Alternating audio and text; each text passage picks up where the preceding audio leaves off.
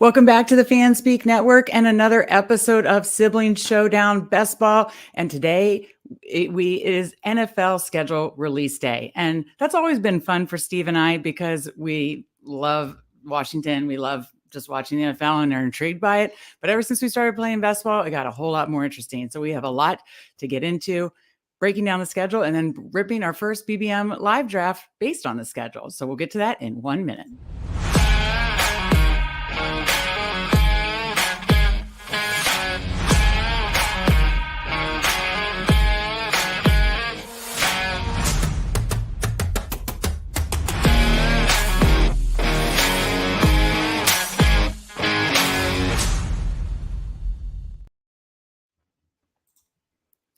That's right. Happy NFL schedule release day to everyone. Thank you guys so much for joining us. You could obviously be watching ESPN NFL Network, but the true best ball sickos are listening to best ball content tonight. That's right, because we are talking NFL schedule release and how that impacts best ball, of course, and the best ball playoff schedule. So we will get to all that in a minute. First, I got to say hi to my sibling, my brother, Steve. Steve, how are you doing? You pumped for this schedule? Doing good. It's definitely very interesting to see this all come out, and definitely some differences from last year with how we are maybe going to want to approach a few things. Yeah, absolutely. We got a couple of our Fanspeak guys in the chat. We've got Justin, obviously Justin, Andrew, and Steve did a great show breaking down ADP values the other night. So be sure to check that out on the channel. Our guy Spread is in the chat. I don't know that he's able to draft with us tonight, but hopefully once we get to the draft portion, few of y'all can jump in the draft with us. I have to warn you, Justin, we'll get to the full picture in a minute, but this is a warning for Justin Spread listening. Justin, you were already on Falcon Stacks. Oh my God, I am obsessed with Falcon Stats. We will get to that in a minute once we look at the playoff schedule. Spread, look out. If you thought my cousin's obsession and exposure was high before, I'm going to have an alarming amount of Kirk Cousins and Falcons stacks. So Steve, let's get to talking playoff schedule, or excuse me, just the NFL schedule release in general and kind of the week 15, 16, 17 and what that means this year a little differently, obviously with the payout structure in BBM first. Then we'll bring over a great tool to talk about look at the playoff picture, and then we will rip a draft. So Steve, let me first ask you, with the way BBM is structured this year and really incentivizing to obviously advance rate, but then trying to get to semifinals, trying to get to finals, are you waiting week 16 more? Because it really could help your ROI if you can push a team or two through to finals, obviously. Are you waiting 16 more this year? I mean, I think you have to. Just getting a single team to the finals would cover somebody who max enters the BBM. Mm-hmm. So if you don't even come close to max entering the BBM, you're profiting big time just on that single entry. So yeah, I mean, making sure that you have the right kind of pieces in place, the right schedule in place to win week 15, 16.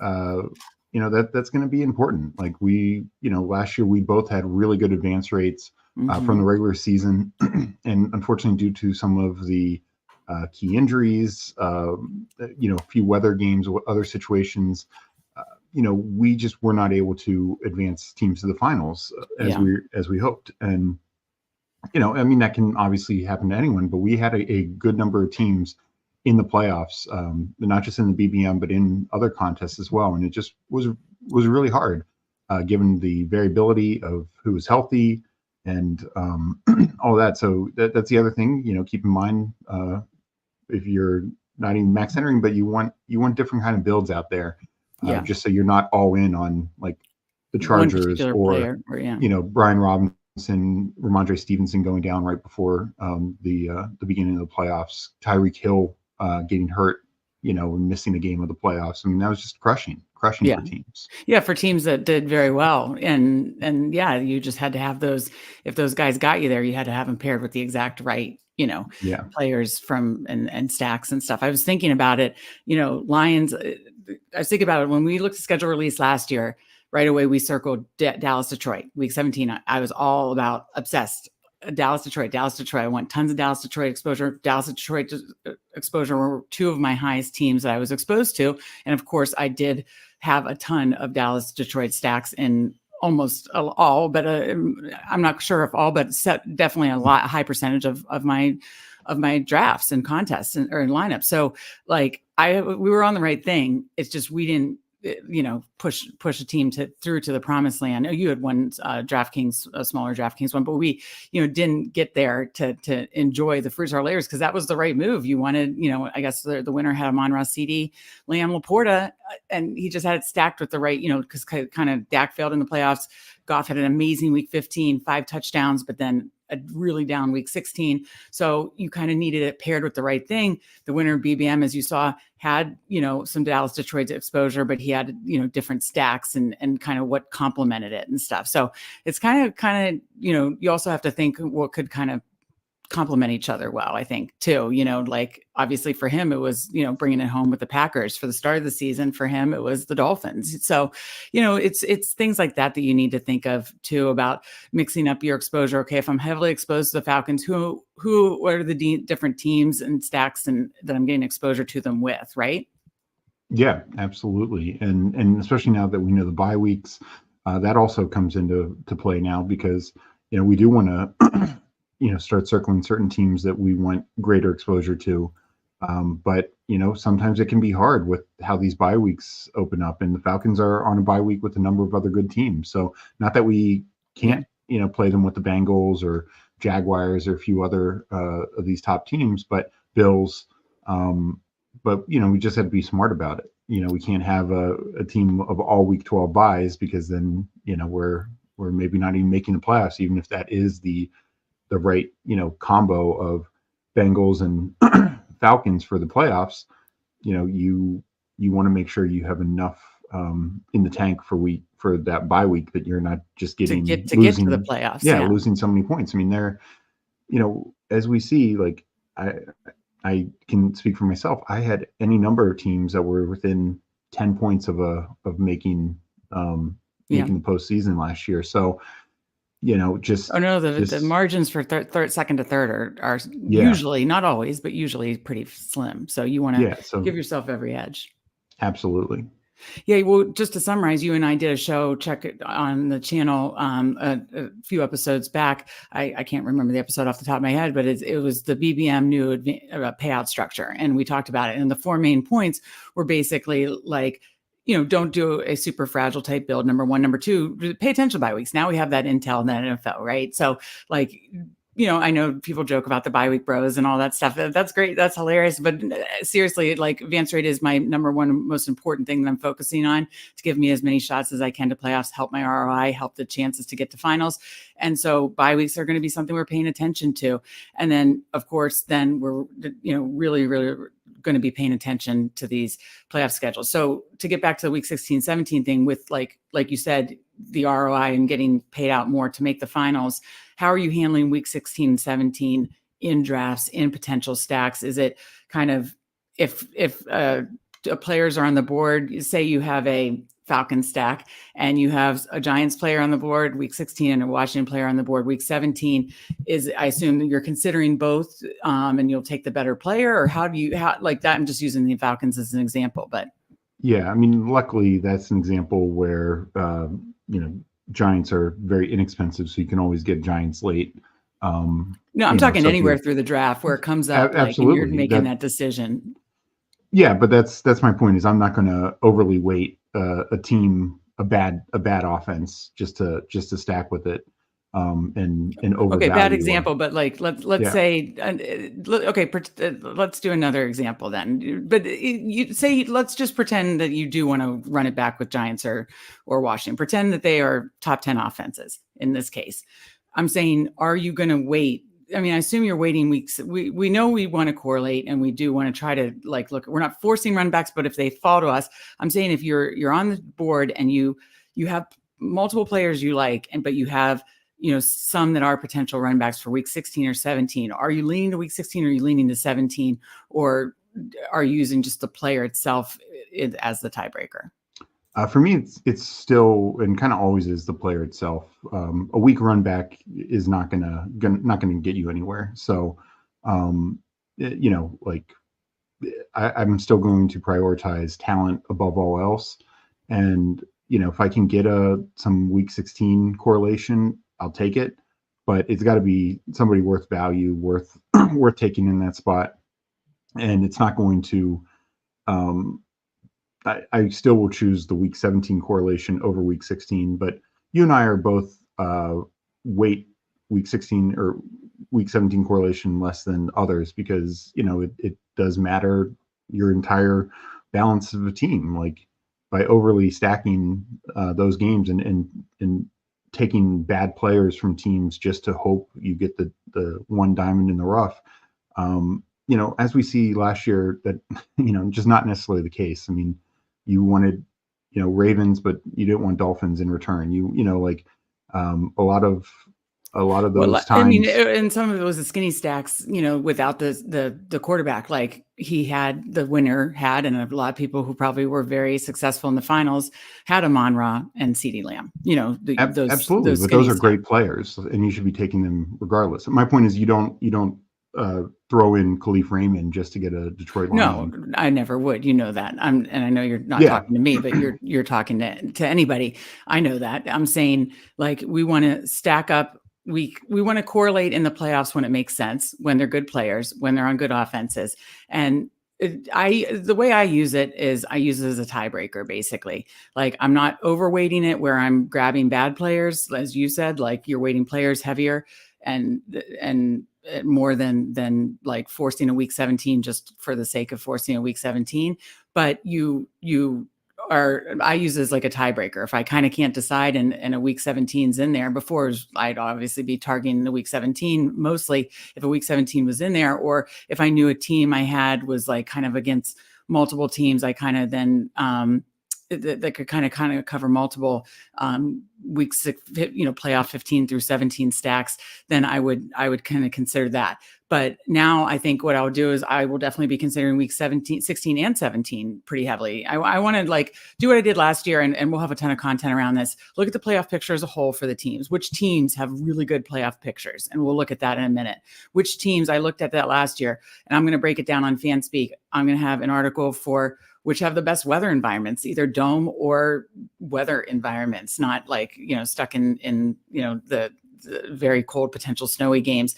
Which teams are likely in potential back and forth shootouts, high total games, which teams have easier defensive matchups. I'm going to be breaking this down one by one for all the teams as a whole for a playoff picture and kind of ranking them. And then that's how I will like kind of look at a team as a whole for the playoff picture.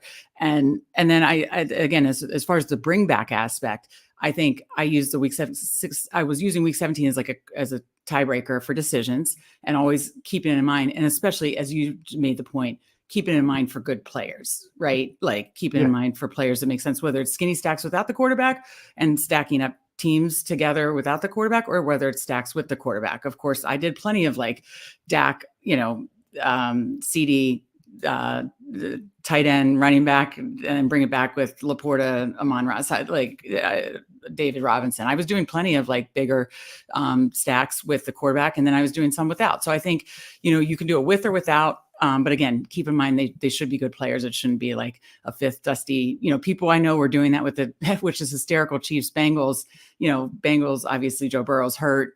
Jamar Chase was hurt for look at what that team was. And we don't know. We can't predict injuries. We never can. So that is what it is. But the funny thing is, at this time last year, people circled that as like the week 17 game, and people are taking 6th, 7th receivers on the Chiefs just to get that Chiefs run back exposure. That was your point earlier. You're not taking a run back just to say you have a run back when he's a crap option on the team. You want to take good players from the teams. And I'm just saying what I'm going to do, how I'm going to handle it is I'll still use week 17. Obviously, that is where the final money is the big money in the finals. But I do want to make it to try to have a shot to make it to finals. So I will, like, if there isn't a week 17 and I like a week 16 player bring back, I'm definitely going to be considering that heavily. And it might even, if there's a 16 and 17 run back, I'll consider that as well. Does that make sense, or something you think you'll do as well? Yeah. No, I mean, it's just not going to be as big of a priority, but yeah, I think it's out there, and you want to get through the playoffs. There's no doubt about that. But it's it's always like the final decision point for me. The final decision point for you, you're saying, is player and team, like team level correlation. So you're focusing on stacking up the teams with the good playoff pictures, right?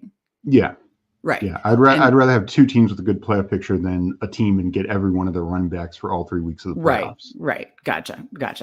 Andrew said, I think this year it's a little more important to draft with 15 and 16 in mind, of course, as well as 17. And yeah, I think just the considerations for 15, and again, that's for the team level, like, hey, I'm stacking up the Falcons, as we talked about, and we'll go through this, or I'm stacking up, or I'm kind of a little shy on Cleveland because they are 3 home games in a row in Cleveland. I'm just making stuff up, but you get what I'm saying with those team level decisions and looking at the playoff picture as a whole, because 15, 16 are pretty damn important too for the bottom line ROI. So let's bring over Spike Week has, a ton of free and subscribing tools for great best ball tools, but they have a ton of great free tools, one being the fantasy football cheat sheet, which we're going to take a look at now. And can you see it well enough, Steve? Yeah. Okay, let me see if I can make it a little bigger. Okay. Okay, yeah. So obviously, we don't need to go far down the alphabet to talk what I was referring to off the top, and that is, I know Justin was really liking Atlanta stacks, and even like getting Bijan and Drake London early, and then Kirk Cousins late, and then of course if you wanted to get Pitts as well, you can kind of get at different points in the draft. Those are kind of my favorite team stacks. Well, I like Atlanta a whole lot more because you don't have to go far down. You've got 3 dome games at Vegas, and then 2 home games in the dome in Atlanta, and you've got 3 defenses: Vegas, New York Giants, Washington, ending in Washington week 17 with very, very susceptible defenses that you can attack. So thoughts on Falcons first. That you and I were texting about it when the schedule came out. This is like my Lions from 2023. I mean, I circled the Lions. I had the highest exposure to Lions. I was obsessed with the Lions playoff schedule, obsessed with their week 17 situation. And again, I wasn't wrong. I just wasn't able to totally take advantage of it. So Atlanta Falcons are my Detroit Lions from last year. Give me your thoughts on the Falcons. Yeah, no, the Falcons, it's checking all the boxes, like massive upgrade at quarterback. They already had the weapons in place. They already had the O-line in place.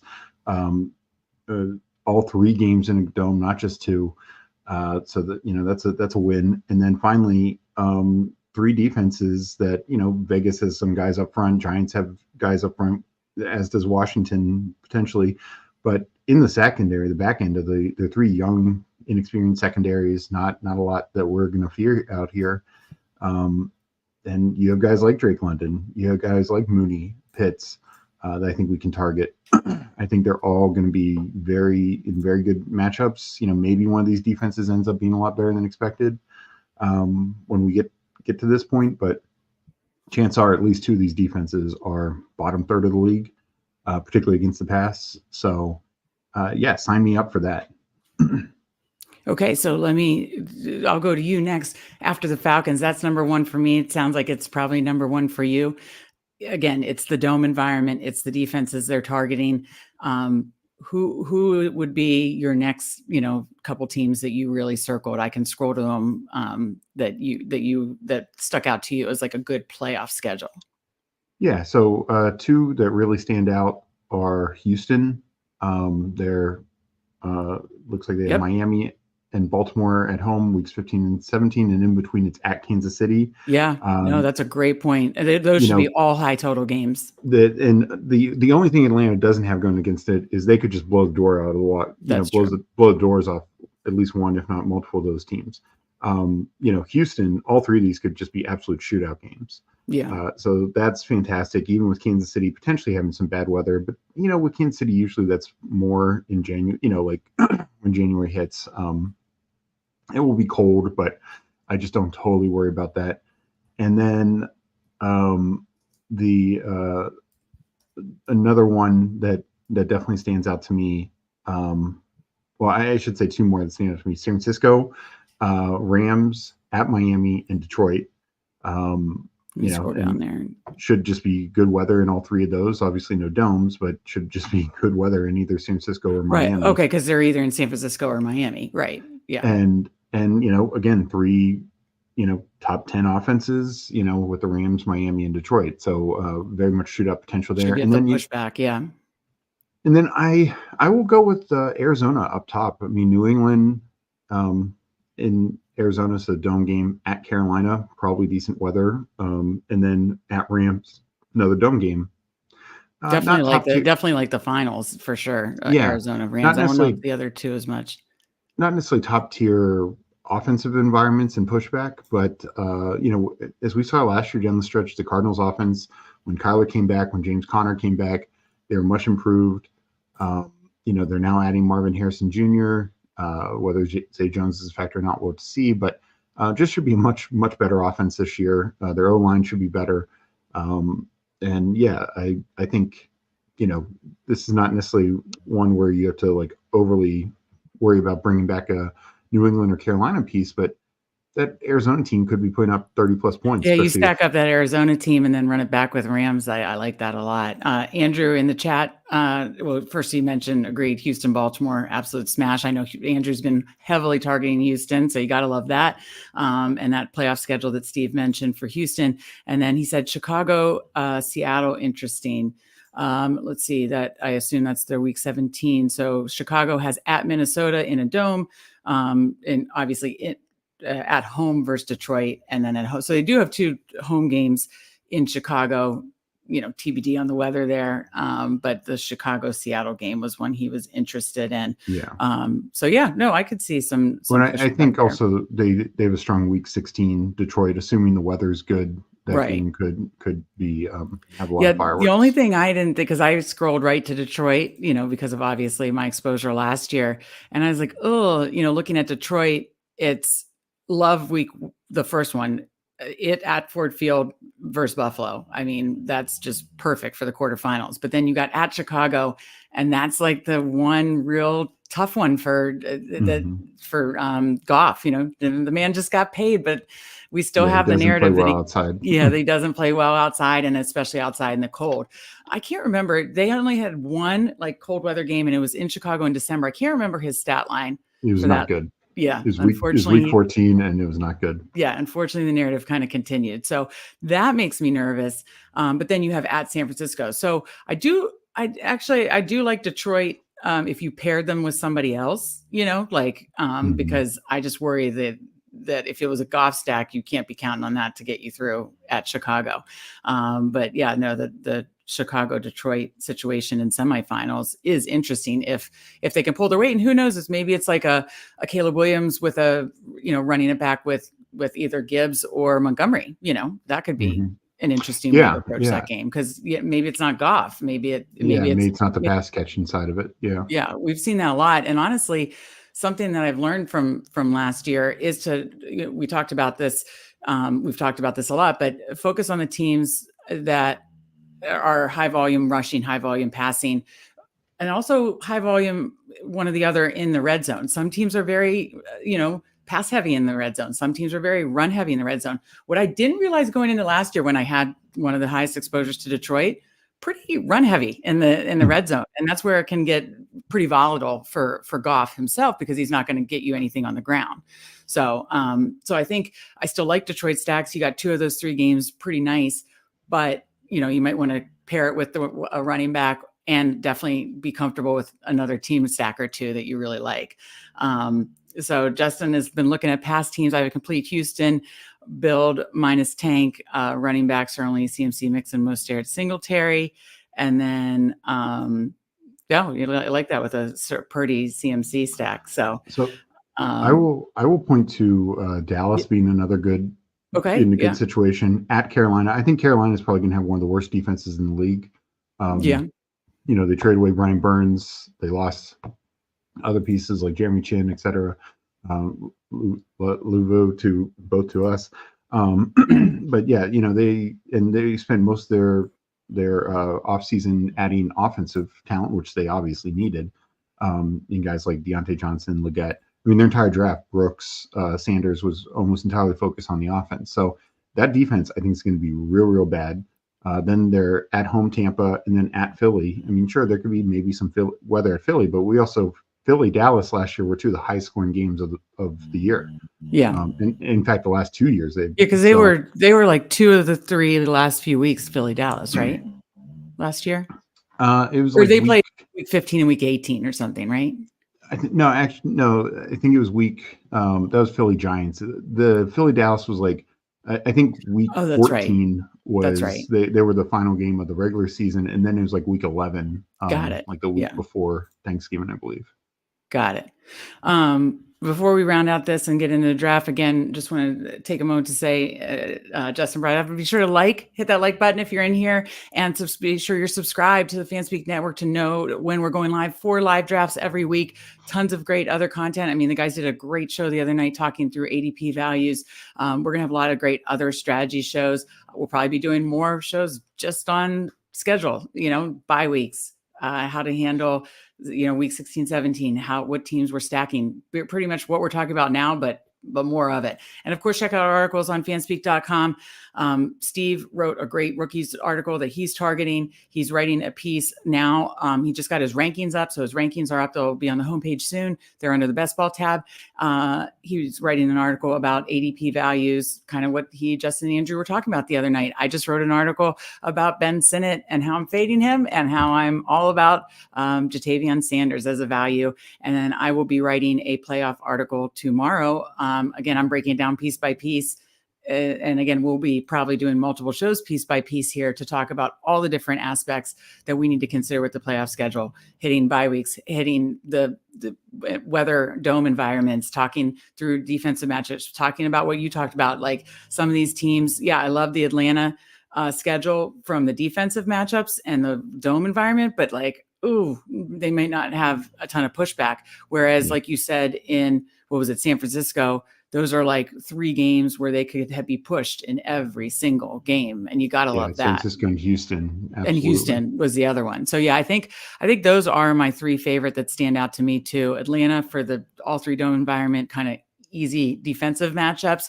And then the Houston with some good environments as far as scoring and weather, and San Francisco with that pushback. So those are the 3 that stand out to me, but we'll be breaking this all down in much more detail. And of course, if you're haven't got signed up for Underdog yet, you're missing out. I'm telling you that they've got Pick'em. They've got, obviously we're fully in draft season now. So if you're new to Underdog, use code Fanspeak to claim your special pick and first time deposit offer. I believe up to a $250 bonus, which is awesome. Steve, any other playoff thoughts on any other teams that stand out to you? Any other kind of just playoff thoughts that you want to get into before we, jump over and do a live draft? Yeah. So, I mean, I do think there are some other teams to just keep in mind that maybe aren't at first glance. Jacksonville, Jets at Vegas, and then Tennessee. No, at Vegas is a dome, but 2 non-dome games, but they're at home in Jacksonville, so theoretically it should be pretty decent weather. And Jets offense could be pretty good. Vegas, that could be an offense targeting against, in Tennessee, or a defense targeting against. Same with Tennessee. Tennessee didn't do much. That could be a sneakier one. I like that. Yeah. So I really like Jacksonville. I like Andrew's point about Chicago. That's interesting too.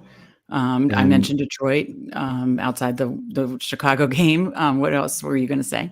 And, I mentioned it from the Dallas side, but Philadelphia, again, one of the top offenses in the league. First game is against Pittsburgh. That's never good. Pittsburgh's one of the few defenses that probably could shut anyone down, but is at home. Then it's at Washington, and then Dallas at home, which could be a shootout. So again, targeting what could be a really poor Washington offense, and then at Dallas, or having Dallas at home. So, 16, 17, if you get your Philly stack through week 15 against Pittsburgh, then maybe it's looking pretty good the rest of the way. Yeah. And sometimes, like you said, like you're focusing the most on like the team level correlations and the teams that have really good playoff pictures. And sometimes I think if there's a team like Detroit that has a rough week 16, or like you said, I'm sorry, what team did you just say that needs to get through week 15? Philadelphia. Philly. If Philly, we just need to get through week 15, then maybe you try to purposefully pair them with a team that's got a really juicy week 15 matchup in a dome against a weak defense or a strong pushback, something like that, like really finding, I think those are the kind of the next level galaxy brain that I don't think is like ridiculous galaxy brain. I think it makes sense. I mean, again, I keep bringing up the winner of BBM5 or BBM4 last year, but I want to win. I was in BBM3 finals and I want to win BBM5. So I had those numbers going, but no, the winner of BBM4, I keep bringing up his because, his stacks were fascinating. It's kind of like, the Dolphins stack on through the beginning of the season, the Stroud stack on through the middle, and Jordan Love brought him home basically. Yeah. And, he said he really wanted to stack up dome games. And so that was some of the correlation with, he was going for Dallas Detroit stacks, and he turned to a Packers stack because they were facing in the dome versus Vikings. So, it's those kind of things where sometimes it's just those teams that pair right together. And I think that's what I'm going to be a little more purposeful for that. So Chicago fan hates the Packers. Yeah. one final team to point to would be the Bucks. At Chargers, at Dallas. Dallas defense, as good as it's been, might take a hit. Losing Dan Quinn, lost a lot of pieces. Still will be pretty good, but maybe not the elite shutdown unit was last couple of years. And so that's 2 dome games on the road, and then at home versus Carolina. Just mentioning Carolina likely have one of the worst defenses. Chargers could as well. They were not able to spend a lot of money this year. They did retain Bosa and Mack, but beyond that defense could be thin on the back end. And dome, Carolina could be fine. I mean, the Mid-Atlantic, this area on the East Coast, it could be 50 degrees and sunny like it was for BBM3. And by the way, that was the shootout game, Tampa, Carolina, when Tom Brady went off, and it was brought back with DJ Moore. Mike Evans had, I believe, 3 touchdowns. And and then I know Kareem, who won BBM3, had actually a Brady Godwin stack, didn't even have Evans, brought it back with DJ Moore. So, interesting that we have Tampa, Carolina again. And that's a really good point because, people don't think, Tampa, Carolina, but it could this year. We don't know. But the 2 games leading up to that, especially to get to the finals, Chargers and Dallas, I think in dome environments, has potential for, to put up points and some back and forth. Yeah, absolutely. So I like about that. Why don't you talk a little bit more about what bye weeks were heavy on the certain teams while I bring over Underdog, and then we'll get into jumping into our first draft with schedule information. Yeah. So one of the first things that stand out about the bye weeks is last year we had a lot more weeks early, kind of in the middle of the season, week 7, week 9, that had a lot of byes. This year it's a little bit more backloaded. Both week 12, which had a lot of byes, week 13 had a lot of byes last year, but week 12 and 14 both have 6 byes. So, you're going to be looking at a lot of teams that are just looking great to advance, and then you're going to have to get through their bye week. Especially, like I mentioned before, the Falcons are with the Bills, the Bengals, the Jags, the Saints, and the Jets week 12. Week 14, Ravens, Broncos, Texans, Colts, Patriots, Commanders. Not as deep, but, you could definitely be winning Ravens, Texans for sure. And that's even more interesting because last year we only had 2 teams week 14 on bye, Washington, Arizona, and they weren't, they weren't necessarily teams that you overly stacked. It wasn't definitely your primary stack, even if Sam Howell and company helped you along the way a good bit. It was not your primary stack. Where this time, you could be losing your primary quarterback in like Lamar or Stroud or Anthony Richardson. So just keep that in mind. Not to say you avoid it, but just saying that make sure that you're going to still get enough points, because if that's your primary stack and you have another piece or 2 from another team that week, you could have a really low score, and you could have a 40-point lead heading into week 14. But if you're losing your quarterback, top receiver, 1 or 2 other key pieces, that 40-point lead could absolutely evaporate. So, well, you and I were talking about this recently. I remember, visiting the family for Thanksgiving. We were talking about, man, we are sitting so pretty on advance rate, right? And then a couple weeks later, it was like the Chargers, we were highly exposed to Chargers. They fall apart. They all get injured. Keenan Allen goes down, Herbert goes down. And then Brian Robinson, we were, doing so well with him. Brian Robinson goes down, then they had the bye week anyways. Sam Howell was carrying us. He kind of tailed off. Then he has the bye week. It's like those last couple of weeks, Chargers, Washington puttered. And then, by the way, I did have some, Washington with Howe and heavily exposed to Howe and Robinson week 14. So I think what the point you make about, you never know where you're going to be with injuries. So you want to make sure you're just covered, with depth, obviously at all positions, but be careful also within each position group with the bye weeks, because, you don't want to have that lead that's not safe. And then week 14 is a total disaster, because I definitely lost a lot of teams. I lost a lot of good teams, lost a lot of good men out there, lost a lot of good teams week 13 and 14, just from injuries. And then, a combination of injury bye weeks, because bye week was also hit with, there was a lot of good teams on bye week 13 last year, wasn't it? Was it Eagles and Bills? I know Bills. No, it wasn't Eagles, but it was like Bills and Ravens, Vikings. It was really deep. Yeah, Bills, Ravens, Vikings. Yeah, there was multiple good. So that's what it was. Is after week 12, I was feeling really good. And again, we still had a really good advance rate. I think I was 27% on Underdog. You were 30+% on Underdog. Great advance rate. But we were so pumped after Thanksgiving. And then just 2 weeks later, it lost some teams in week 13 and 14 just from injuries and bye weeks. That week 13 was a massive bye week. So Steve's going to be writing about bye weeks tomorrow or Friday. Have an article out about that as well. I'll be writing about the environments for the teams I love the most. And then again, we'll be rolling out more content surrounding all this schedule stuff, because it is important to keep on multi-layers. Just got to keep layering all these different strategies to figure it out, because that's what us sickos do.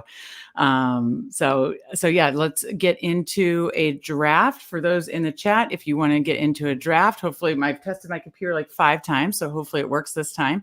As far as last time, it wouldn't let me enter. But Steve, I'm pulling this up and I'll count it down. So for anybody in the chat that wants to join us, I'm going to count us down starting 3, 2, 1, enter. And we're waiting on 3. So if you want to join us, there is room in this room. Waiting on 2.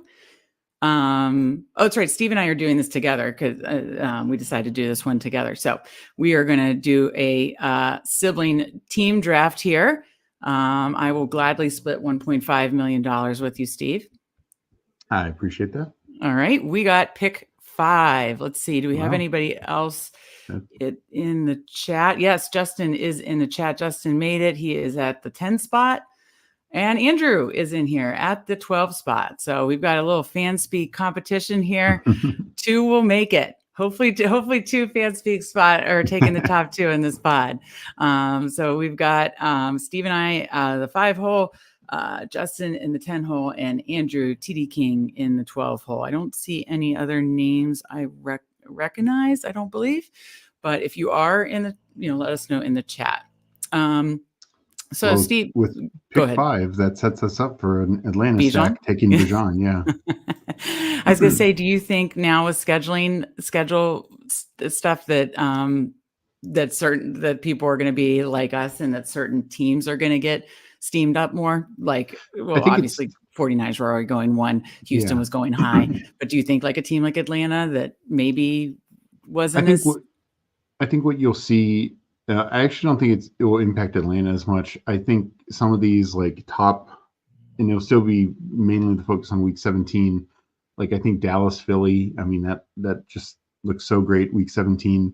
So I think those teams, people are going to be reaching to fill, add those guys together. Just some of these other.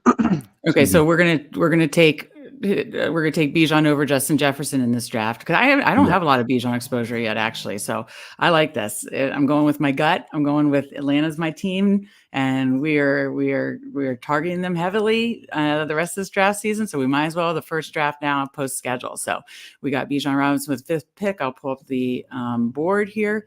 So I'm sorry, what were you saying?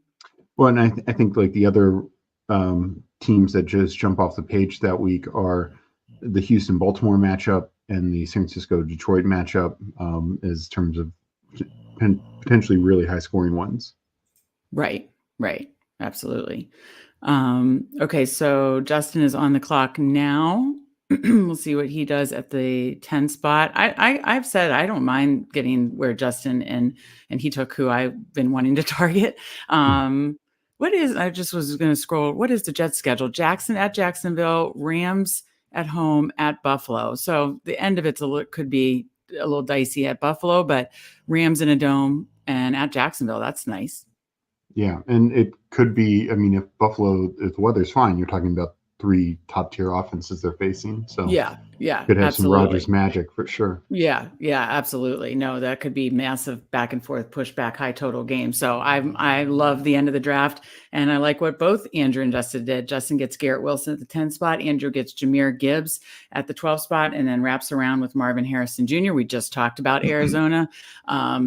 I'll read off their schedule again, just as we're going through. New England first week, but at Carolina, at LA Rams, week 17. Very nice week 17 matchup there. So coming back, then Justin got Devontae Adams. I like that. And we are up in 2 picks, Steve. So with taking Bijan, I mean, we have the 2 49ers on the board and Nico Collins. We just talked about Houston. Do you want to get that access to Houston? I say go for it.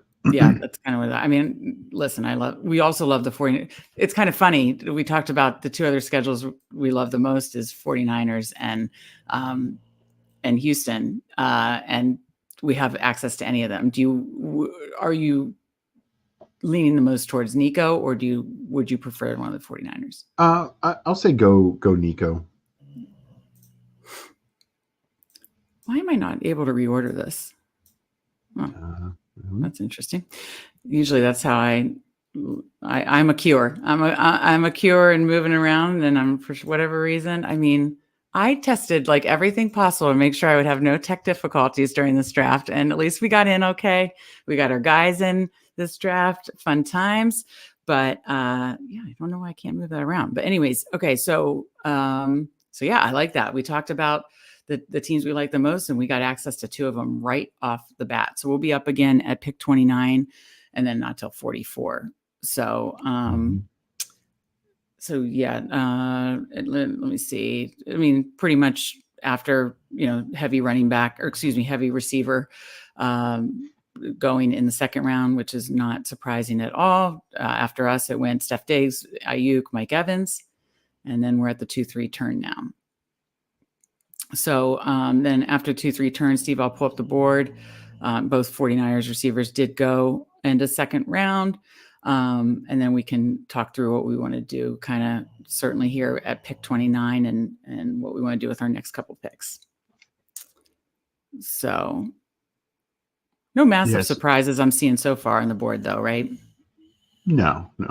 Everything. Yeah. Okay, so they took Jalen Waddle coming around. So I'm looking at our options again with 3 picks away at pick 29. You have a falling a chain, DJ Moore, Malik Neighbors, Sam Laporta, Michael Pittman. I didn't even pay attention to Indianapolis' schedule, actually. No, they didn't have a week 16 plugged in. At Denver, blank, at Giants. So anyways, thoughts on guys you want to queue up at this spot, Steve, with 2 spots to go? I'd say definitely DJ Moore. Yeah, I like Moore. I just feel like Neighbors is being overdrafted. I know there's the week 16 correlation. I was going to say there is week 16 correlation. I'm going to just queue it just to talk about. I like Pittman. I mean, we could talk about it falling a chain. So out of these 3, because I mean, obviously, if you were to take a chain here, you're really going like basically like a dual hero running back. And I mean, I don't correlate with Nico, but yeah. Which week do they play? I think week 16. Week 15, yeah. Okay, so do we want to do the dual hero, or do we want to do DJ Moore went right ahead of us? So we have Neighbors, which is just pointing out week 16, Pittman, who we just love, and a chain who Let's correlates. take the value with the chain. Okay. I like it. Take value, and then But now we don't touch running back for a while because we got our two. Yeah. We got double hero running back. And again, this is Miami. And again, Steve talks about he likes to correlate good players. So he's correlating Miami, Houston off the jump, hopefully pushing you through in that quarterfinals. And so there's playoff correlation there. So we have two running backs, one receiver, and now we can kind of focus on not running back for a while, not worry about running back for several rounds and hit receivers hard. So let's see back at the board what everybody's doing. Justin's on the clock now.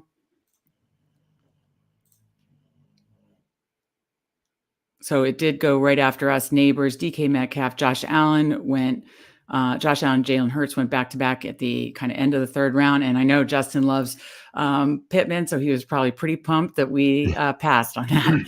But I do like that we took some falling value there, and there was some correlation. So yeah, I'm happy with that. But I do like Pittman. I want to get some more Pittman share. Very high in Pittman this year for sure. Don't have their week 16 schedule yet, but at Denver, what's their defense like, Steve? I think it's likely to take a step back. That's what I thought. Okay. So that's kind of a nice week 15 minutes. You're asking the Colts schedule? Yeah, that's because they start at Denver, and then I didn't see it. Week 16 is they're at home versus Tennessee. Oh, so indoors at Tennessee. Oh, I like that. Yep. I like that a lot. It makes me like Colt stats quite a bit too. Okay, so coming around the turn, I cannot get Cooper Kupp. I think it's because he got the correlation right there. Yep. Nice job, Andrew. You got Gibbs and then Harrison. We talked about the Arizona Rams week 17. Got Kupp and then got T Higgins. So I like that start a lot. Like that week 17 correlation a lot. Again, you're targeting the week 16 and 17 correlation of really good players there. That's awesome. I think because I haven't gotten many spots, Steve, at the end of drafts, and I think this is like the sweet spot to get Kupp right now. I can just, anytime I feel like he's going to fall to me, I can't get him. Have you gotten much of him yet? I've taken him a couple times, not a ton. Yeah. Mainly, some of it is Rams have not been like a primary stack focus for me. They do look better now. I like their playoff schedule for sure. It's just like a secondary thing where. So Justin took Travis Etienne. We talked about Jacksonville. We're up in 1, so I'm bringing this back over. Got to focus on, we could obviously do CJ Stroud at some point here if we wanted to, and then do Cousins later. But 18 seconds, quarterbacks in this range: Cooper, Allen, Kirk, McLaurin. So I like either going Stroud or Cooper here, and they both have the same ADP. So I kind of lean towards the quarterback. I'm going to get the quarterback. I love Stroud stacks. We talked about loving. But wait, what is Houston's bye week with Atlanta? It's Atlanta's 12, Houston's 14. So we could easily do Stroud Cousins. Okay, now we got to hammer receivers. So we're up again in 6. Let's start queuing. Then I'll bring the board back over. So you said Cooper. I'd say McLaurin and Kirk. In order, I'd say McLaurin and Kirk, and then Allen. Yeah, McLaurin obviously is week 6 to Falcons correlation, week 17 correlation. So we'll be up again at, let's see, 53. So hopefully at least one of these guys is here. And I don't mind taking McLaurin there at 53, even though it's slightly above ADP. The correlation. I also think he has the upside to. He's going to be the clear-cut Washington number 1 receiver. I like Christian Kirk. I love the Jacksonville offense, but there's absolutely outcomes where Brian Thomas is the number 1 receiver. Kirk just went. We're up in 4. We can watch the board. We took Stroud, then it went Lamar, McBride, Pacheco, Kirk, and then we're coming around the turn. And we got to hit receiver hard here now because we just have 2 through. Once we hopefully get a receiver here, we'll have 2 through 5. So hopefully if we get receiver back to back, we'll kind of keep the pacing that I like, which is 3 through 6, 4 through 8, 5 through 9, even no matter what build you do. Whoa, that's early. I love we both explains his ADP going up. Yeah, we love Ladd McConkey, but that is early. First pick of the 5th round. Well, that helps some of our guys fall to us, hopefully, that we queued.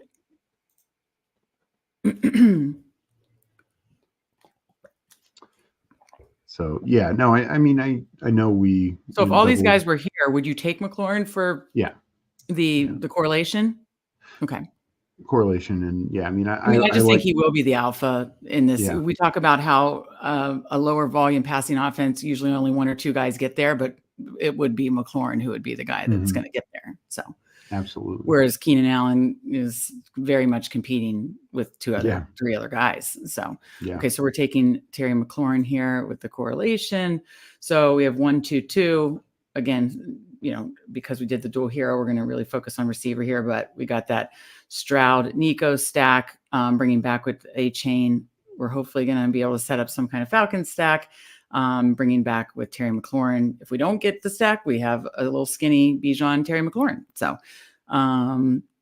we're 14 picks away. So I'll pull up the board, but then again, we're going to have to queue up definitely some more receivers though. Where is Pitts going? Since we obviously couldn't. Probably next round. Okay. Where did Drake London go? I'm just trying to keep an eye on that. I know at the right after the turn, he went second pick in the second round. Oh, sorry. So pick 14. Yeah. Okay. Yeah. Yeah. I didn't think I think Justin had talked about very early in draft season. Sometimes you could, if you got Bijan late, you could get Drake London to come back to you. So yeah.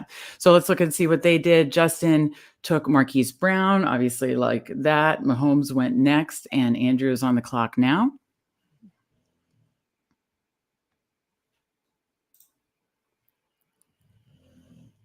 Oh, we got Felix in the chat. Love Felix. Felix will be on Friends of Best Ball in June with me. Got to check out his channel, Best Ball Nation. You all are on top of the bye weeks. Let's go. Love it. Love to see you. We got Andrew and Felix chat, and I love it. So, all right. So Andrew took Rachaad White and is taking his second pick at the 5-6 turn. And then got stole Joe Mixon from us. Oh, the Houston. No, we probably weren't going running back, but yeah.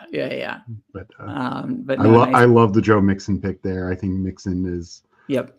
I think he finishes like running back 6 or 7 last year, and that's with all the Bengals injuries and issues at the start of the year. He now goes to Houston, who should have just an electric offense. Good luck stacking the box against the Texans this year. So Mixon could just have a field day. And then Justin gets Kamara at 63. And then let's queue up more receiver. Oh, well, we do have Kyle Pitts. So we need, so we gotta definitely consider that. If he is we are next. If Pitts is there, we're taking him. If not, would you say Addison? Who's below Addison? So I do think Addison's going a little high. Brian Thomas and Godwin, JSN, Deontay. I would say I like Addison better than. Well, shit. Angelo 030430. Shit. Okay, I vote Brian Thomas. I just think the quarterback is going to be so much better. I mean, and like I said, there's outcomes where he's number one receiver. What's the odds that Jordan Addison? All right, you loved Jordan Addison last year. I loved Jordan. I do. Addison. He was with our guy Kirk Cousins. Like, all right, when the regular season ended, and that's with many weeks without Cousins. I think Jordan Addison was 20th or 22nd, somewhere around there. Among receivers. Kyle Pitts snipe stung. Yeah. Good news is there's Mooney, who is just a tremendous value late that we can target. Yeah, we can target him late for sure. That was a bummer. But again, we kept our pacing, even getting 2 running backs earlier and a hero, stud quarterback with Stroud at 44. We kept 3 receivers through 6. So we'll be up again at 77 and 92. And in the 7th and 8th round. So Addison did go after us, then David Montgomery. And then the other thing I will say, as much as we love Cousins and want Cousins, if for some reason Cousins gets sniped, not saying Justin's going to do that to us, but no, but it opens up Trevor Lawrence as our number 2 quarterback. Yep. Who, we talked on the show last night, or I talked on the show last time with Andrew and Justin. I mean, Lawrence is just set up to have just a tremendous year. I mean, the weapons that he has is almost unparalleled in the league right now. Right. I know you like Tennessee a lot. I'm just queuing. We're up in 2, so I'm queuing. Tennessee also correlates with Jacksonville, so I like that. Okay. All right. So yeah, you'd lean, I assume, Hopkins over Deontay. Yeah. Yep. Okay. Okay. So Rice went ahead of us. So you want to take Hopkins here? Yeah. Sign me up for DeAndre Hopkins. Okay. All right. I'm just going to keep an eye on both those quarterbacks, Lawrence and Cousins, just to keep an eye on their ADPs. I know they're still a good ways away, but just want to pay attention to that. So, okay, so we're up in 13, so we can pull over the board here. So yeah, we still have 4 receivers through 7 rounds, even despite, going 2 early running backs and 1 early quarterback. So I like that. Maybe not for 8th round pick, but for the 9th round pick, we could maybe look at that should be around Dalton Schultz. Good call. Yeah. Yeah, maybe slightly. What number is that? The 9th round pick? So 8th round is 92. 9th is 101. So yeah, see where that is versus Schultz ADP. I think that's right around there. Okay, let's see what Justin and Andrew do, and then we'll go back over to the board. So, like Jake Ferguson pick for Justin there. And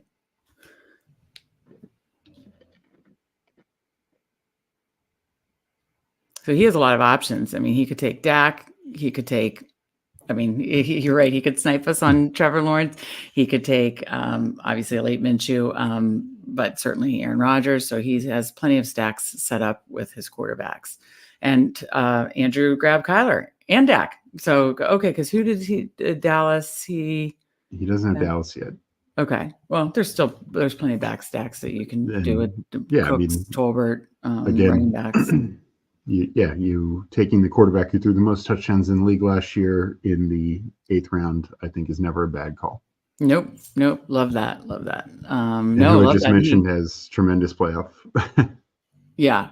I'm reading it now. At Carolina, Tampa Bay at home in the Dome, at Philadelphia, which, like you said, a lot of Philly Dallas games are just absolute shootouts. Yeah. So yeah, like that he got his Kyler, full Kyler stack with that cup bring back for week 17. Okay, so we're up at 92. Let me go back over. I just queued the quarterbacks to watch, but what do we want to do here at 92? I know you're not as high on, but I'm very high on Jameson Williams. Any other Sutton? I know, yeah. Go to tight end. I want to see where Schultz. Oh, Schultz. Yeah, sorry. Let's just keep an eye on him. He's further down at 126. Maybe wait to the 10th round. Yeah. Yeah. Hopefully we'll be able to push it a little bit. Okay. So yeah, let me just look at our numbers again here. So 8th round, 92, 9th round, 101. So what are your thoughts here at 92? The value play would be going a running back, obviously, but if we go receiver, I'm fine with Jameson Williams or Sutton. Okay. Yeah, for me, it would be Mostert if we did it. So do you want, I'll leave it to you, Mostert or Sutton? Or Jameson Williams. Let's go Jameson Williams. Okay. Like that. Because, again, we did go very running back heavy with 2 in the first 3 rounds. I just wouldn't do Mostert with us having a chain. Oh, yeah. I'm fine with some handcuffs, but in particular builds, probably more when you're getting 6 running backs and not when you're doing, it's your hero, your first couple picks, not as much. I don't like it as much then. The only one that I like it with then is Derrick Henry and very late Keaton Mitchell.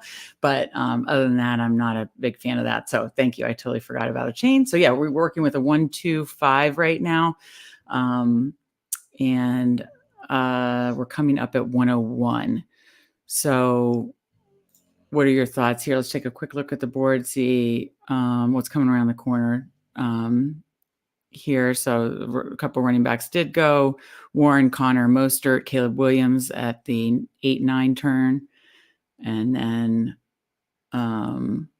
I mean, are there any other tight ends that stand out in this area, Steve? Or, I mean, we kind of miss like the, I don't like drafting like the super early tight ends, but then there is that like middle section of tight ends I really like, probably ending with like Njoku Bowers. What are the running backs looking like? Because there was just a massive run. Oh yeah, that's not. Yeah, I don't think that's not. I think we can wait. Okay, so Sutton's still on the board. Or if you want it, because we won't be up again, we'll probably miss Lawrence, or we could reach for Lawrence. Actually, Lawrence, it's right around Lawrence's ADP. I'd actually say take a tight end here. We don't have to get Schultz. If we take a tight end, take the value. So you like taking the falling value on Njoku or Bowers? Yeah. Okay. Well, who do you prefer? I'm fine either one. I don't think there's the stack we're working on here. No, I don't think either really correlate. Okay. Eileen Njoku, are you fine with that? Yeah. I know you guys talked about it, a little more nervous with, he really went crazy with Flacco, but I mean, he is just an insane talent. So to get him at some falling value, I like. So we are working now with a 1-2-5-1 through 9 rounds. So we'll be back up at 115, 126, potentially could look at Lawrence there. And then maybe we'll get lucky and Dalton Schultz falls there. And then we could just do a 2 tight end build, Yeah. I do think we probably need to be targeting a third running back. It's really drying up. A-Rod talked about Addison had good numbers after Cousins went down. I agree. I do like Addison. He's still high on him this year for sure. He did, though. A lot of those weeks were without Justin Jefferson. Right. So, their passing volume as a total was really down. He stepped into that number 1 role. There's no doubt about that. He was insane. So I did. I did. I do still like Addison this year, but I do. I just think his ADP is a little too high right now. The upside's not there. Do you think he could potentially come down? You're hoping he comes down a little before you take more shares? I hope he comes down, and I would like him at that ADP if we had a different build, if we had stronger early receivers. Justin, this might be your first draft without getting Atlanta action. I mean, so we need some more Atlanta action ourselves. And A-Rod in the chat says he likes how we're correlating schedules with who you all draft. We are definitely the first one post schedule release, so trying to really pay attention here. While it's coming around the turn here, we've got looks like a good bit of people in the chat. Thank you so much for joining us on schedule release night. Be sure to like and subscribe and check out. We're going to have a ton of content on fanspeak.com, all free. Steve's rankings are up free for the month of May. So we'll get that up on the homepage soon. And if you're new to Underdog, be sure to use code Fanspeak for a deposit bonus. Okay, let's see what the guys did, and then we can queue up more players, Steve. So in the 9th round, good old Austin Eckler from Washington. They're going to lean heavily on that running game. I like both Eckler and Brian Robinson, and they went back to back. So Justin got Eckler at 106, Brian Robinson went 107, and then Andrew took Dallas Goedert at 108. And then he backed it up with Rashid Shaheed, who I know you are very, very high on. And then Justin got some falling value on Nick Chubb at 111. Like that a lot. Yeah. Any thoughts on those moves, Steve? Yeah, well, Goddard right there, we just talked about. There's the week 17 correlation, Dallas and Eagles. Yep. Good point. Yeah. Absolutely. Love it. Love to see it. Okay, it's coming quick. We're up in 2, Steve. 116. You want to get our Lawrence or stack here? It's Schultz just went. Yeah, so. Then sure. Right. Were you going to say Schultz? I was going to maybe say Schultz, and then we could take Cousins in the next round at 122 or whatever it is, 123. Okay. Whatever our next pick is, but that's fine. We don't need to take 3 quarterbacks this early. So yeah, we're not going to get Cousins, but I love Lawrence. I mean, again, his playoff schedule could have a lot of shootout potential, a lot of good games. Has a ton of weapons around him. Now I wanted my first one to be a Cousins stack. Now I regret the Lawrence click. No, we talked about how we like Jacksonville. I'm going to read it off. I don't have to it pulled up, but it's home versus the Jets, at Vegas in a dome, home versus Tennessee. So you've got, in Florida or a dome, that doesn't suck. And then you have potentially good matchups against Vegas and Tennessee then, right, Steve? Yeah. Yeah. And the good news is what was good for us is Lawrence has the same bye as Cousins, but they both have a different bye than Stroud. So either one of those gave us a different bye from our primary quarterback. Right. I know you wanted, still look at other running backs, some guys I'd consider coming up at pick, since obviously we had queued up Schultz too, but he went right before. So we took Lawrence at 116. We'll be up again at 125 and then not till 140. So I was going to queue up a couple of running backs that could be there. I queued up Gus Edwards, Zeke. I know you guys talked about him on the show.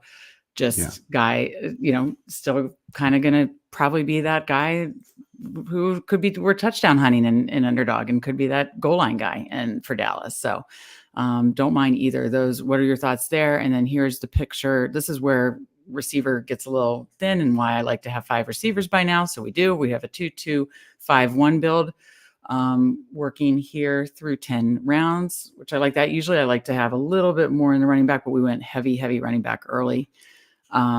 So yeah, thoughts on Edwards or Elliott, or any other picks that stand out to you here? Yeah, no, I would go Edwards, Elliott. Obviously, Gabe Davis is a stat correlation where we could get another key receiver for Jacksonville, but I think we're going to end up with one of those two backs when we take them. And here, Cousins went before we got back on the clock. So wow, yeah. Let me take a quick look. So Cousins, I'm just trying to see if he had Jefferson there. Did he have Pitts? He's the one that took Pitts, I think. No, he wasn't. No, I don't. Pitts went the other side. No, I don't think he has any. Okay, sorry, we're on the clock. Focus, Megan. Okay, so Elliott went right before us. Are you fine with Gus Edwards here, or do you want to correlate Gabe? No, go Gus Edwards. Yeah, I think getting that third running back here. We hit 2 in the first 3 rounds, but then we waited till round 11 to get our third. And I think Gus Edwards is a good third running back with a dual hero running back stack. And I'm fine with that. So let's pull up the board, see what the guys are doing, see how things are moving along. As you pointed out, Kirk's ADP wasn't until I believe the 130s. We had obviously already taken Lawrence. So yeah, Kirk wouldn't have made it back to us necessarily. He went much earlier at 123, could be a product of this schedule, even though he hasn't correlated him yet. Ooh, Justin just sniped Andrew for Brandon Cooks. So, ooh, yeah, they sure did. Yeah. So in this round, not only Kirk Cousins went, but Jared Goff, Jaden Daniels, Justin gets Brandon Cooks. Yeah. Well, he's getting more Dallas correlation because he got Jake Ferguson. Yeah. So, it get makes that sense. Correlation, and Andrew picks up Dotson. And Downs, like the Indy pick, because he has some Jacksonville earlier or something that correlates, I think. Houston maybe that correlates with Indy. Okay, so yeah, he got Dotson and Downs. I like that. Coming back to Justin, he took Cole Kmet. So Justin has not taken a quarterback yet, but he has tons of options that he could backstack. So I like that. Aaron Rodgers did just go a little earlier, 137, and we're up at 140. So really can do anything here, Steve, because we have a 2-3-5-1 build. So we are on the clock. Here's the board. You got Charbonnet, Ford, Dow, Wicks. We don't need another receiver right now, or Pearsall. We're not taking Ben Sinnott. 16 seconds. I'd go Ford or Dowd. I'll let you choose. Let's go Rico. I haven't taken many shares of him. As much as since we didn't get Elliott. Yeah, is the guy like the if anything happens to Elliott, Rico, his only threat is Deuce Vaughn right now. I like Ford, not just the fact that Chubb's back, but they bring in Deonta Foreman, who, as I've mentioned before, is anytime he actually gets carries, for whatever reason, teams avoid giving him carries. They cut him every year. But when he gets carries, he gets fantasy points. These last 3 seasons with Tennessee, with Carolina, last year with Chicago.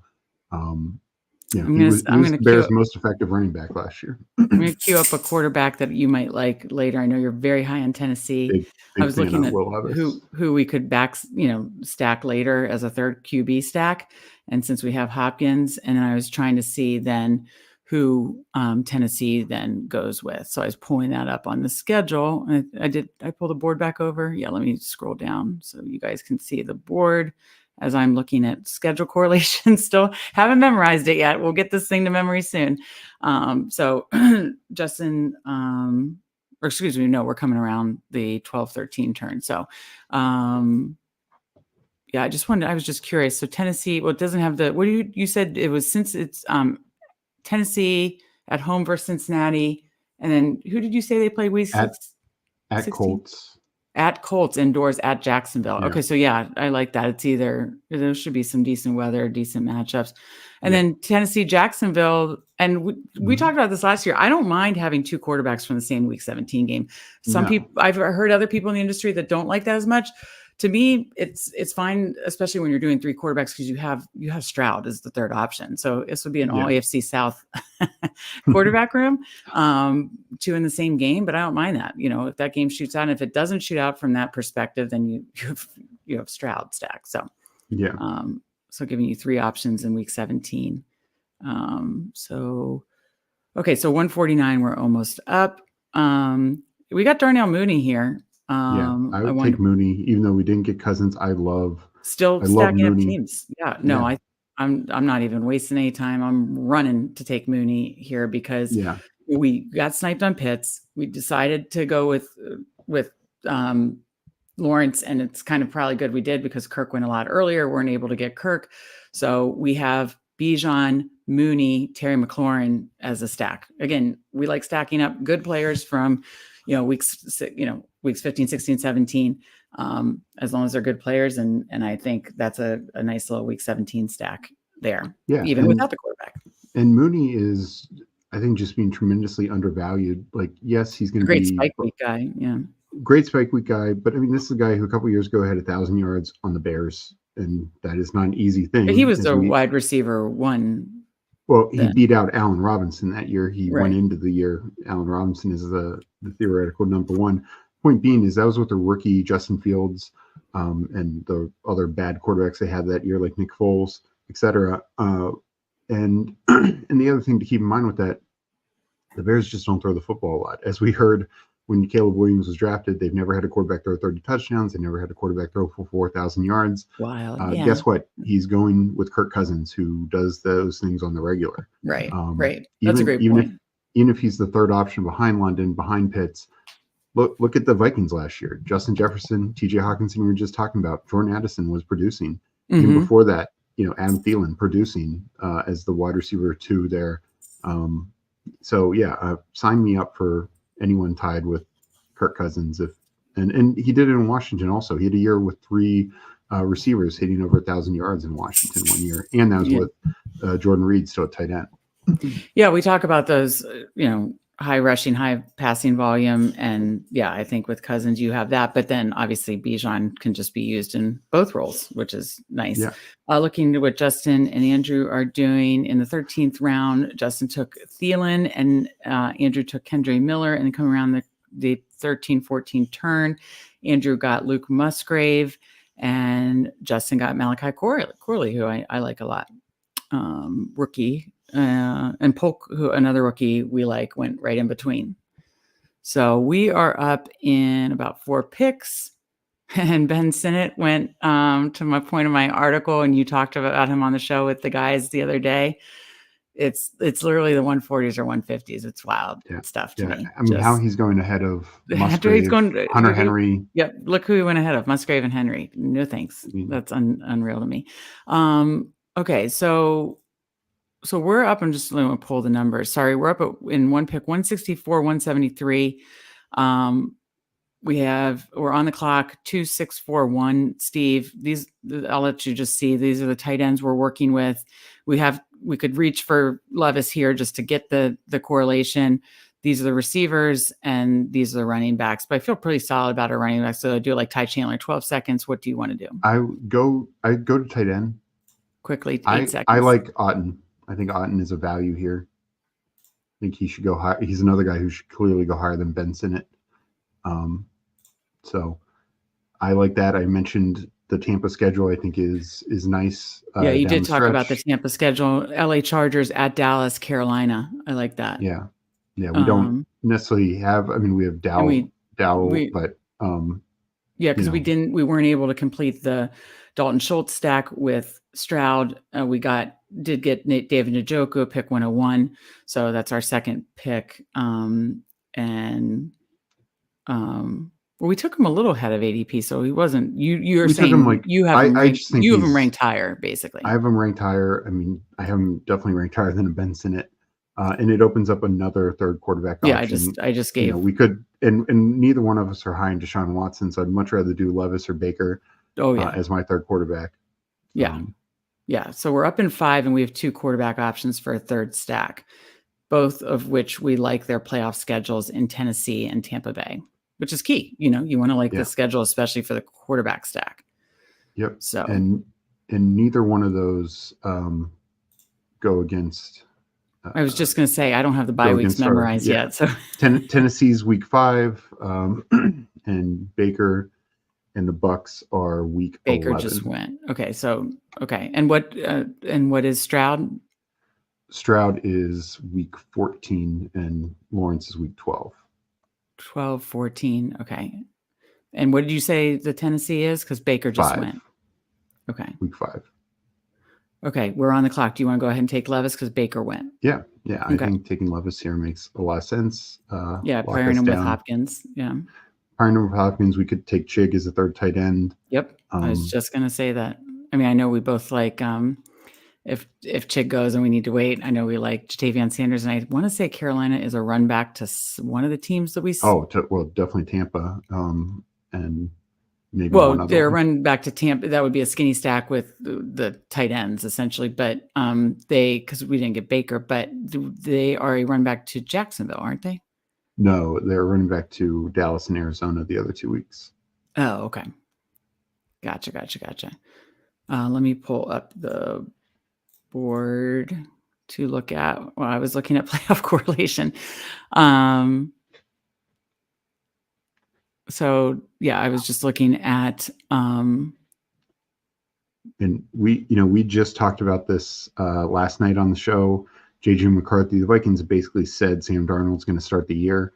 JJ McCarthy goes this high, even with that news. I mean, above Matthew Stafford, who has 2 of the best receivers in the game right now. Yeah. In Puka and Cup. I assume this guy got wild. Puka to no. I'm more wondering why the guy took JJ McCarthy. I guess he got Justin Jefferson, I think, but still, I would not. Doesn't matter. There's so you're off JJ right now. Well, I know you haven't been high on JJ from the jump because. Well, and just in general, like I mentioned last night, Drake May is in essentially the same situation where Brissett will probably start, and he's going 24 picks later. He's going 2-3 rounds later. If I'm going to do it, I'm going to take Drake May, who's the much higher upside, and a couple rounds later. I think it's simply just Jefferson and Addison are pulling up JJ, but to your point, yeah. Okay, so Justin got Derek Carr because I do believe he did have a couple New Orleans piece or 2. Yeah, he's Kamara. Yeah, Kamara. Yeah. Yeah. Okay, so he is Kamara, and I believe Andrew had got another New Orleans piece. So he got Derek Carr. He got Shaheed. I knew there was another New Orleans piece. They're sniping each other. They're sniping each other. I like it. Okay. So, and then Andrew got Roshan. I know he's a big Roshan fan, and comes around the corner with Bateman. Out of Baltimore. It's a fair thought. Like who's going to be the Ravens' number 2 receiver? Yeah, and obviously the tight ends. I'm not afraid to go back to Bateman this year. Yeah. I mean, he burned us last year, but you're getting him much later. Him or Devontae Walker, I think, are really good shots late in the draft. Yeah, absolutely. Yeah, either one. Yeah. Okay, so we have 3 picks left: 16, 17, 18 round. 188, 197 are next 2. So Justin is hammering the late round quarterback. Love that. Bryce Young, and he might be looking at a Jatavion Sanders Thielen, stack because he got Thielen. Yep. Okay. So up at 188, Steve, we got our 3 quarterback stacks, 3, 4, 6, 2. We know what we're going to do here, 3, 5, 7, 2. So we need one of each, running back, receiver, tight end. I'm just queuing up guys we could queue up Damian Pierce, correlates. Damian Pierce. Yeah, that's who I would say. And then I had queued up a couple tight ends. I know you liked Polk. Do you like Baker, Steve? Not as much, no. Okay. Well, then we'll pass on receiver here. Do you want to go ahead and take Pierce? Pierce with the correlation? Yeah. That's what I thought. Yeah, because running back can then get really thin and really scary. So we want to get our 5th running back. So we started with 2 early, Hero in the first 3, then waited till the 11th, and then got Dow and Pierce. So I think that's a nice running back room. Bijan, Devon Chain, Gus Edwards, Rico Dow, Damian Pierce. So now have a 3, 5, 6, 2 and need 1 receiver, 1 tight end. So I'm going to get rid of Keaton Mitchell there. Up in 6 picks. I like DeMarcus Robinson. You just mentioned Tez Walker. And there's some correlation. Tennessee. I know Tyler Boyd's always been a loyal, steady Eddie for you in Cincinnati. Do you think he could still play that role in Tennessee, Steve? Well, I mean, he goes with the coach that he knows. They brought him in, I think, for a reason. And yeah, I mean, I think they want Levis to succeed. They're doing all the right things to put the weapons around Levis. They're not shying away. Yeah. So I queued up a bunch. Tell me what you think of this. I queued up DeMarcus Robinson, Tez Walker. We were just talking about Tyler Boyd correlation and just, kind of a steady Eddie there. Elijah Moore, we have, their Cleveland receiver Njoku. So just some team level correlation, and Jalen Tolbert team level correlation. We have Rico Dow, and we like Dow. We love Dallas. We hate Dallas. We're Washington fans. We hate Dallas. We love Dallas in best ball. Let me rephrase. Woo, it's late. So what I would say is Chig's still there. I think you go Chig. Okay. Do you think we could get, well, I guess we'll be, because we're not back up for a long time. It could get really thin at receiver. But that's the thing is it gets actually way more thin at tight end. Yeah, that's true. Okay. So we're up in 2. Around the corner went Gesicki, Khalil Herbert, Tucker Kraft, Odell Beckham, and we are up in 1. So you say take Chig here, complete that Tennessee stack, and then we'll find a good diamond in the rough for C. Okay, so we're going Chig, another one to stack with Levis. Love it. So get rid of Sanders. Justin, if you want Sanders, he's all yours. But I love him. I want his mate. I wrote about it. Check it out on fanspeak.com. Fading Senate. Don't understand the steam there. As James Brimacombe at Eagles is going to be on Friends of Basketball 9:30 a.m. with me on Friday. He quote retweeted me and said their Sanders and Senate should be flipped ADP. I agree. So want to get a lot of Sanders shares. Wouldn't be surprised if Justin does that. Since he just scooped Bryce Young. So we'll see what he does with them coming up. We have some receivers queued, though 2 of them just went into Marcus Robinson and Tez Walker. But we can look. Let's see what the guys do, and then we'll queue up any other receivers we want. Okay, so Shark just went. Baker. Do you think he could be the wide receiver 2 still in New England? I think it's very messy there with Douglas. Who's the other slot guy that they have there? Kendrick Bourne, kind of slot guy. And then, Juju, who knows? I mean, likely Juju's getting cut. Yeah. But he is also, he's only 27 years old or 28 years old. He's not exactly old. And when healthy, he's productive. One thing for us looking at another receiver, I know we don't have the deepest receiver room right now, but I think it's strong even with us not taking it at the top. Mm-hmm. And I will say another potential last round option, especially with Andrew just stealing Jalen Tolbert from my soul. But and he sniped Jatavion Sanders from Justin. Justin went. Let's just take a quick look at what they're doing. Justin went 3 quarterbacks in a row for the full late round quarterback hammer. I like it. Derek Carr, Bryce Young, Gardner Minshew. Those are 3 of my late round quarterbacks that I'm targeting as well. Like it. Came around. If he was hoping to get Sanders with his last one, he just pivoted. Andrew got Jatavion Sanders. I believe Carolina might be a run back in one of his stacks. And then Jalen Tolbert, who we love because he has Dak. So that's right. I forgot he had Dak. And then Justin talks a lot on the shows about the late quarterback tight ends you can get, Minshew and Mara being one of them. And he got it. So good job, guys, to round it out. So, and we are what left. I was going to say is we take a Giants receiver. Okay, which one? Oh, yeah, good point. I mean, I always go Slayton. I think Slayton's been the most talented guy there, but Jalen Hyatt is definitely in the mix. But I would take Slayton. I like Slayton. I mean, even last year he was good. He was good down the stretch for them. They just didn't throw him the ball until late in the year because they had some of the worst quarterback play, and still very well could. But do the Giants correlate with any of our other stacks, or just Falcons Week 16? I don't think. I mean, Giants are definitely. Jacksonville is Jets, Vegas, Tennessee. So again, we have the Tennessee Jacksonville stack, and then Tennessee is Giants Cincinnati. are Baltimore, Atlanta, Indianapolis. Okay, gotcha. But we like. Again, this is where we weight 16 a little bit more, and it's just kind of, we had already double stacked our third quarterback, so I don't think we needed to triple stack Will Levis because we already stacked Chig and Hopkins with him.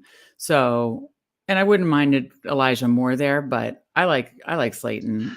I just don't know what to make he'll be of the Elijah. wide receiver too.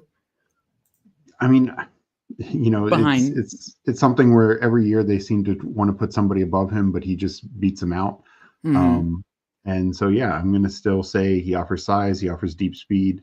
I know you talked about Evan Hall on the show. You guys talked about Evan Hall on the show. That's a good last round pick that I need to start considering.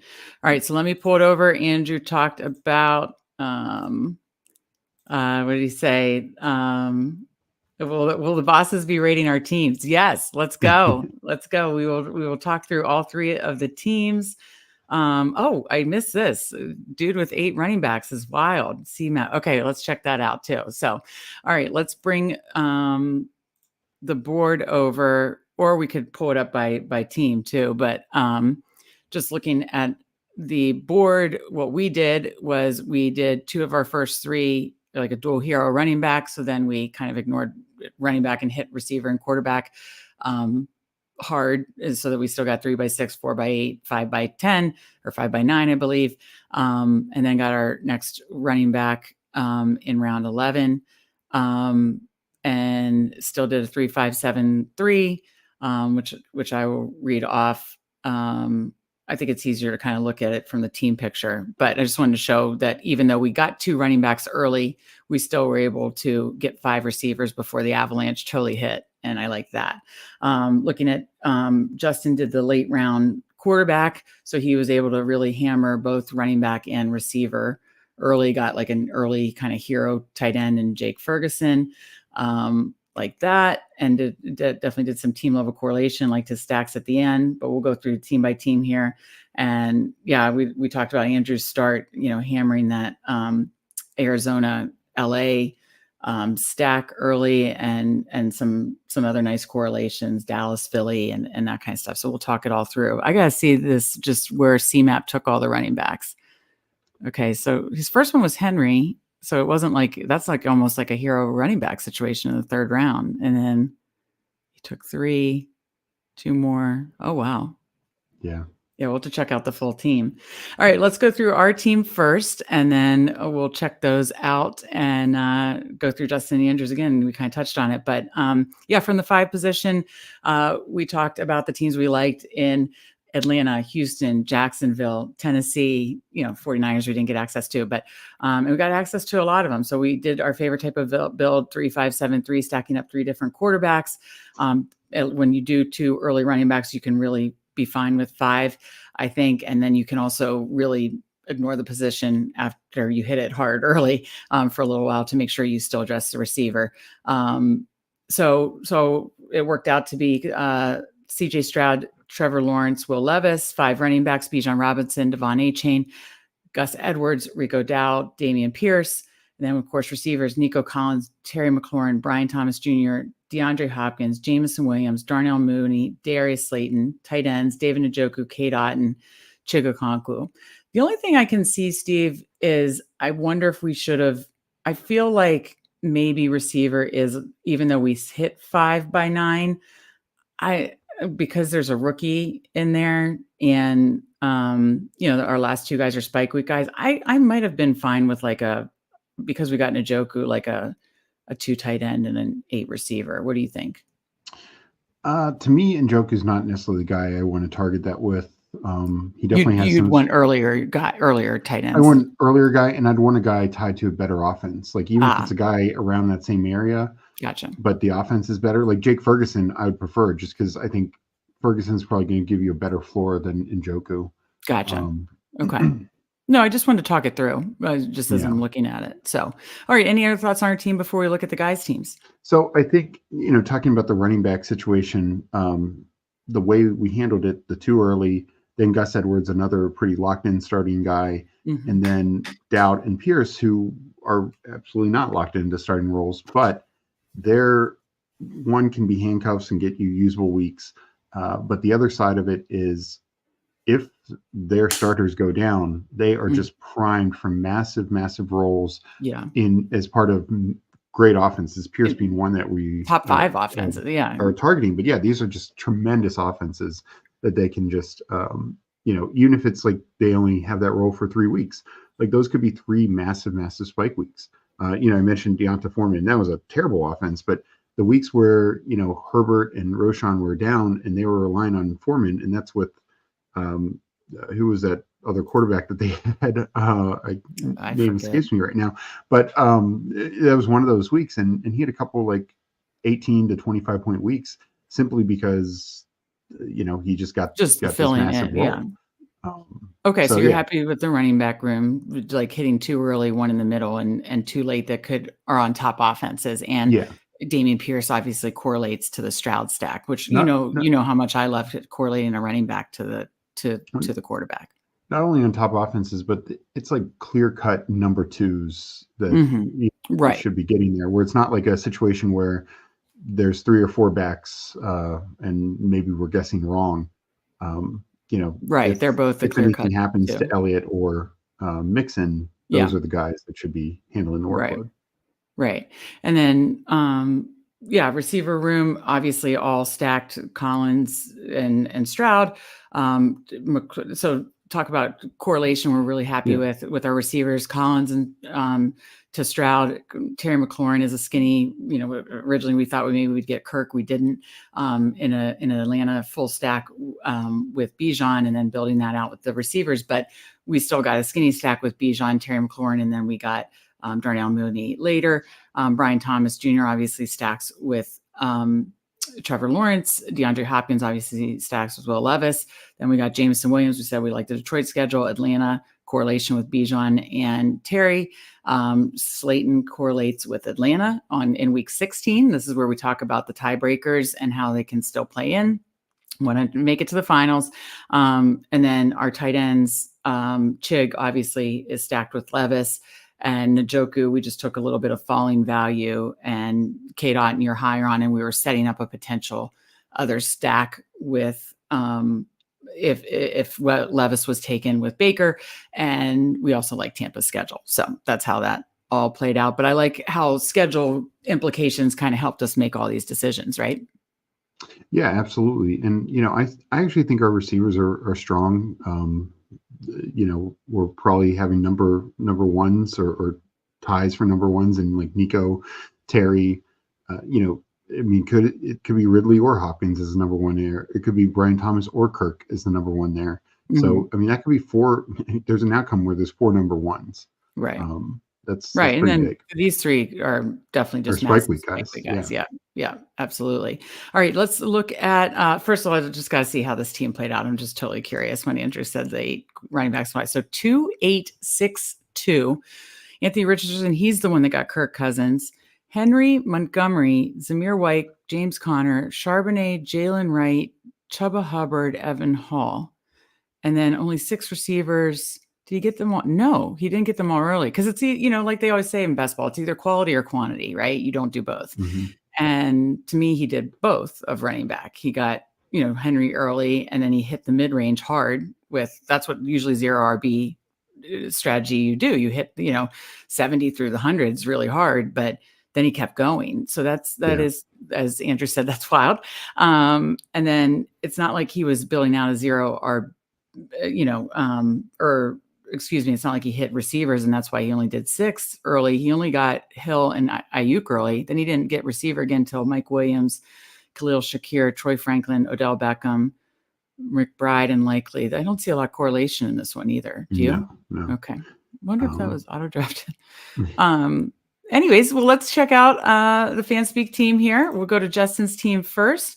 3573. We talked about how we saw him building out like the late round quarterback stacks and purposeful stacks. I like that. So Derek Carr, Bryce Young, Gardner Minshew, all stacked. ETN, and you can pay attention, Steve, because you have a better memory than me if any correlations, schedule correlations with this quarterbacks. But obviously ETN, Kamara, obviously to Carr, DeAndre Swift, Austin Eckler, Nick Chubb. That was some nice falling value there. Garrett Wilson, Devontae Adams, Michael Pittman Jr., Marquise Brown, Brandon Cooks, Adam Thielen, Malachi Corley, like those receivers, Jake Ferguson, Cole Kmet, Michael Mayer. So even without some quarterbacks, he got some team level correlations, like with Chicago and Dallas, couple Dallas, couple Chicago. I like that. Again, who cares if you don't get the quarterback, just getting those team stacks. And as we talked about in the show last night, like you take somebody like Devontae Adams and then you can just get Minshew late. He even added the other stack piece in Michael Mayer, but Devontae Adams and Minshew, not bad for a third quarterback. Yeah. I'm hoping for another massive season. A-Rod, thank you. On Njoku. So I like that. And I think there are some other like playoff correlations in here. I just can't remember them all quite yet. I will be able to remember them soon though. And he got Vegas too. So Chicago, Dallas, Vegas, and Mayor, and he had stacked Minshew. And I forgot he had gotten Devontae Adams early. So, that's nice. I like it, Justin. I like the team, like the way it's shaped out. Let's check out Andrew's team. I know I liked what he was building when I was watching it. So I know Andrew loves 2 quarterbacks and he got 2 studs. So again, like Spread said, when Andrew's talking about 2 quarterback builds, when you're playing the 2 quarterbacks, you're saying these quarterbacks are going to be studs and you're making bets on them. And, I like the bets who he made on. Kyler Murray stack, love the Arizona schedule. Dallas stack, love, obviously. Again, no, don't love the Cowboys, love the Cowboys in best ball, love Dak in best ball, and we like the Cowboys schedule overall. So stacking Kyler and Dak in a 2 quarterback build, I love 2-5-8-3. So then Kyler, Dak, then Jahmyr Gibbs with an elite running back, or hero running back, Rachaad White, Joe Mixon, Kendra Miller, Rashawn Johnson, and then Marvin Harrison in the stack, Cooper Kupp as the run back, T. Higgins, Rashid Shaheed, Jahan Dotson, Josh Downs, Rashad Bateman. I like that pick. Jalen Tolbert stacked with Dak, Dallas Goedert run back to the Dallas stack, Luke Musgrave, and got the old Jatavion Sanders. This year's Sam Laporta. Read the article on fanspeak.com. I like this draft a lot too, Steve. Definitely has a lot of schedule correlation. Obviously correlated with his, quarterbacks and everything, stacked up his quarterbacks. So, what are your thoughts on Andrew's team? Yeah, no, I think, he really has some key week 17 with that Arizona Rams and then Dallas, Philly. I mean, if you're talking about 2 games that could shoot out, those 2 are some tasty ones for sure. So no, I like that a lot. And I just think I'm not as big a fan of 2 quarterback, but that's the way you do it, is you take 2 guys that have both high floors, spike weeks, sure, you need them to stay healthy, obviously, and you like their playoff schedule too. Yeah, the playoff schedule, like the pace of those teams, like the pace of those offenses. I mean, Dallas is so pass heavy, and you love Tolbert as like a late round pick. Oh, I do. Yeah, I love the fact that he was that's a great way to get late correlation, but it's just he took the value there. Kyler is his primary, but he takes Dak right behind it because, as I said before, hard to argue against the quarterback who threw the most touchdowns in the league last year. Yeah. Yeah. Again, the volume through the most quarter. I mean, we talked about this on, I think, the last draft we did. One of our favorite bets are like long shot bets that we would make is like, let's take a shot on Dak 4+ touchdowns. It would be like what, like plus 600 or something like that. Oh yeah. It's like, but it was totally in the range of outcomes. Yeah. Most weeks. So, those are the kind of quarterbacks you want. And I definitely want a lot of Dallas exposure and Dak exposure this year. So Yeah. love that. Love that, Justin. Love that, Andrew. And yeah, I'm happy with our draft too, Steve. So any final thoughts before we get out of here? No, I think we'll see some changes due to ADPs. I think especially when people start factoring in bye weeks, and we didn't really factor it in past the quarterbacks. I don't think I think because our quarterbacks were different, we know that the Atlanta, Houston, Jacksonville, and Tennessee are all kind of in different. I hope so. Your lips to God's ears. I hope so. Top two. Kind of different weeks. Atlanta and Jacksonville are the same bye, but other than that, we probably are spread out enough. So I feel good about that, and I think that's just the way to go. Factor in bye weeks, factor in this playoff schedule. Is there a silver bullet to basketball? No, but I think as we talked about before, you factor in all those things, and you come up with the best teams that just make sense, and that's how you get a high advance rate. And sure, the more teams you have in playoffs, who would have thought that some of those playoff heroes would have emerged last year, but they did, and that's what teams have won. Yep, absolutely. One thing I'll notice, my final thought is I did notice some teams, I think, that were steamed up maybe because of the schedule release, like Kirk going earlier than ADP, Aaron Rodgers going earlier than ADP. Like you said, I believe some of the Eagles, so I think that we're going to feel the implications, I guess is what I'm trying to say, from the schedule release for certain teams or players. So pay attention to that, because ADP could shift quickly on stacks and stacking teams up. And that's really what we're trying to do here. A-Rod said, how often we all be drafting 4 times a week. We're going to be drafting every Tuesday, DraftKings, Wednesday, Thursday, Friday, Underdog. Wednesdays, Steve and I will probably usually be earlier in the day. We moved it back purposefully to draft after the schedule release. Thursdays, it will be always Thursday nights, Andrew and Justin. And Fridays, I do Friends of Best Ball. So that'll be dependent on the guest. And this Friday, I have James Brimacombe, I think I'm pronouncing his last name right, at Eagles on Twitter. I mean, the guy drafts thousands of best ball drafts every year. He is the best ball go-to source. So I cannot wait to talk to him Friday morning. So check out that. Check out Justin Andrews' show tomorrow at 9:30. They'll be doing, talking strategy, I'm sure, talking schedules, and doing a BBM live draft. And then be sure to check out Friends of Best Ball, me and James Brimacombe, 9:30 a.m. on Friday. That's it. And Justin said, Rob and I are back tomorrow night. Oh, with the exercise bikes. Let's go. The cardio club starts now. That's right. Underdog Cardio Club starts. Justin and Andrew are in the Underdog Cardio Club streets. So be sure to join them tomorrow night. Maybe you can hop on a bike and draft with them as well. I certainly need to hop on a bike and join them in a cardio club as well. So I love that, guys. I can't wait to watch tomorrow. Steve, this has been fun. Again, but on your way out, be sure to like and subscribe if you haven't already. And be sure to check out our content on Fanspeak. There's going to be a lot of stuff here coming, again, here on the channel. Live drafts 4 days a week, but tons of shorts and other short strategy shows, a lot about this schedule, and tons of great content on fanspeak.com, all free. So thank you so much for joining us. For Steve, I'm Meg, and we will see you next time.